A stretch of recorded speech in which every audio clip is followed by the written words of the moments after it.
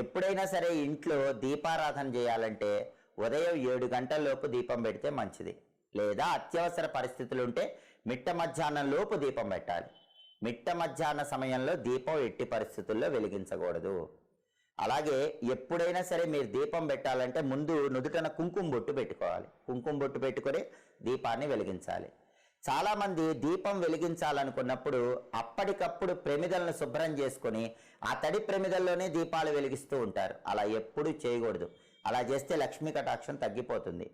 దీపారాధన కుందిలో తడి ఉన్నప్పుడు దీపాన్ని వెలిగించకూడదు.